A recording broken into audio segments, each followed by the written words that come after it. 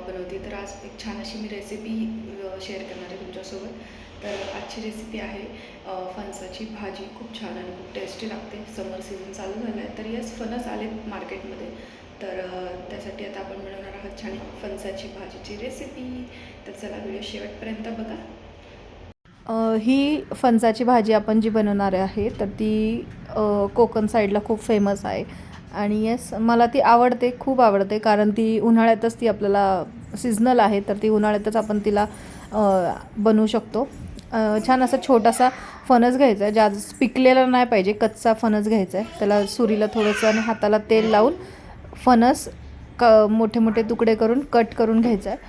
तर इथे मी एक सांगते की तुम्ही फणसाचे साल आहे ते आत्ताही काढलं तरी चालतं, नाहीतर मग ते बॉईल केल्यानंतर काढलं तरी चालेल. आता कुकरमध्ये थोडंसं पाणी घेऊन हळदी आणि मीठ टाकलेलं पाणी येते, त्याच्यामध्ये फणस टाकायचे जे आपण कट केलेले आहेत.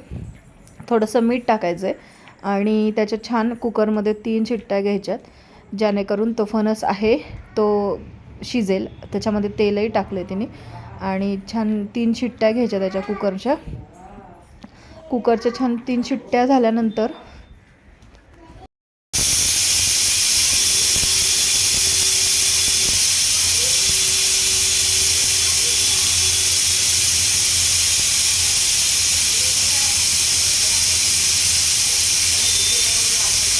इथे आपला शिजलेला आहे फणस, जो की छान असा शिजून झालेला आहे. पाणी सगळं आटलेलं आहे आणि छान शिजून घेतला आहे त्याला आता आपण. तर आता त्याचे छोटे छोटे पीसेस करायचे आहेत आपल्याला बॉईल केलेले. आता सर्वात आधी त्याचं जे साल आहे, जसं की मी मगाशी बोलले होते की ते साल काढून घ्यायचं आहे. इथे मग मी तो कट करते आहे. तर ते साल काढून घ्यायचं आहे, जे की आम्ही आधी काढलं नव्हतं, त्यामुळे आम्ही मग ते आता काढतो आहे. त्याचं जे जाड पूर्ण साल आहे तर ते काढून घ्यायचं आहे. आणि ही फणसाची भाजी मी सांगते, तुम्ही नक्की एकदा ट्राय करा. खूप छान लागते, खूप म्हणजे खूप सुंदर लागते. तर ती कारळ्याची जी आपली चटणी येते त्याच्यामध्ये मम्मी बनवते, असली टेस्टी लागते ही भाजी. तुम्ही नॉनव्हेज जर खाणारे असाल ना तर तुम्ही पण नक्की ट्राय करा, आणि नॉनव्हेज खाणारे नसाल तर त्यांनी तर नक्कीच ट्राय करा, कारण नॉनव्हेजलाही मागे टाकल एवढी टेस्ट आहे ह्याला. याची रस्सा भाजी पण करतात, बट आता मी जी दाखवते ती आहे आपली फणसाची सुक्की भाजी. तर बघा आता हे मम्मी सगळं कट करून घेते. तुम्ही नक्की, मी म्हणते म्हणून नक्की ही फणसाची भाजी एकदा ट्राय करा. खूप खूप छान टेस्टी लागते, खूप आवडेल तुम्हाला. आणि आता बघा इथे मम्मीने हे साल आहे जे काढून ते फेकून द्यायचं, ते यूज करायचं नाही आहेत. आता मी तिथे 3 मोठे मोठे कांदे पण कट करणार आहे, कांदे कापून घेणार आहे ते. तर छान कांद्यातच बनवायची, खूप छान लागते. आता बघा मम्मी त्यातलं सगळं पाणी काढून घेते आहे, त्यातलं पूर्ण जे बॉईल केलेलं असतं ते पाणी जर पूर्ण काढून घ्यायचं. पाणी ह्याच्यासाठी काढायचं की ते पाणी काढल्यानंतर ती थोडीशी सुक्की होते, ड्राय होते आणि खूप छान लागते खायला.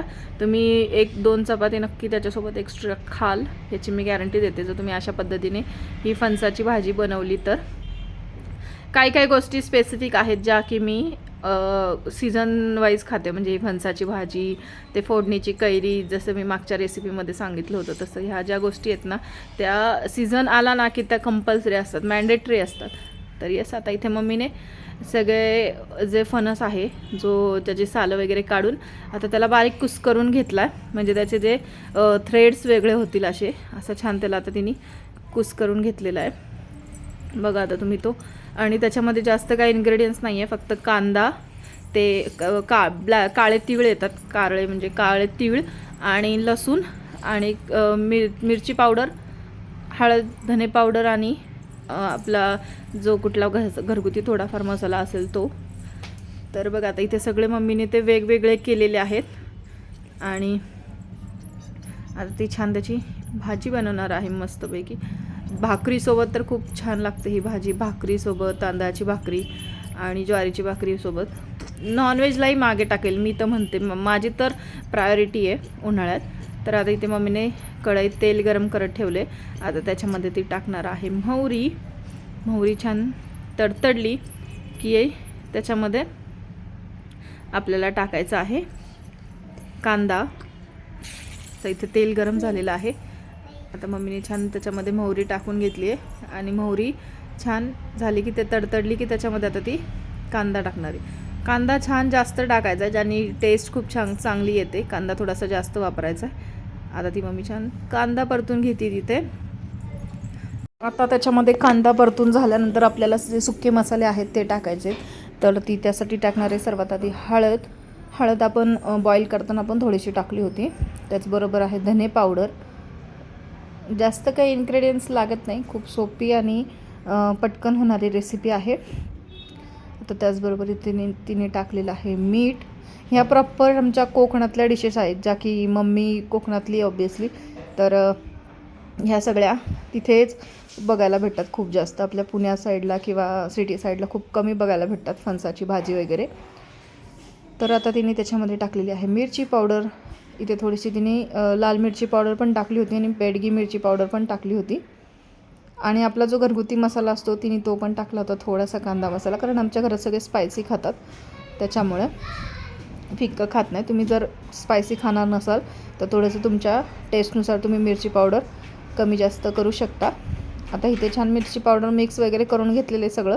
तर परतून घ्यायचं आहे परत तो सगळा मसाला परतून झाल्यानंतर आता आपण त्याच्यामध्ये टाकणार आहे जे फणसाचं आपण कुस्करून ठेवले होते ते फणस टाकणार आहे. ते फणस बघा आता ह्याच्यामध्ये ड्राय भाजी सुक्की भाजी कशामुळे होती, तर ते आपण त्याचं सगळं पाणी काढून घेतलं होतं, त्याच्यामुळे ते एकदम सुकी होते आणि छान लागते. चपातीसोबत खूप छान लागते. तर बघा आता इथे तिने सगळे फणसाचे जे आहेत ते टाकून घेतले होते त्याच्यामध्ये. फणसाचे पूर्ण पीसेस सगळे केलेले आणि त्यात ती मिक्स करणार आहे त्याचबरोबर. तर बघा तिने मिक्स करून घेतले सगळे. आज मी पहिल्यांदा पण ही भाजी बघती आहे. म्हणजे मी खाते नेहमी, बट कधी रेसिपी बघितली नव्हती त्याची कशी बनवतात वगैरे. तर येस आता मी पण बघितली तर मी पण नक्की ट्राय करेल. आणि इथे बघा आता मम्मीने बनवलं हे वाटण. त्याच्यामध्ये लसूण आणि काळे तीळ किंवा कारळे म्हणतात त्याला, तर ते आहेत. ते मिक्सरमध्ये तिने वाटून घेतले होते. आता ते परतून घेतल्यानंतर तिने वरून ते टाकलेले आहेत काळे तीळ आणि भाजून घेतले होते तिने ते थोडेसे काळे तीळ आणि लसूण भाजून त्याची पावडर पेस्ट बनवली होती बारीक, आणि ती त्याच्यामध्ये आता मिक्स करणार आहे.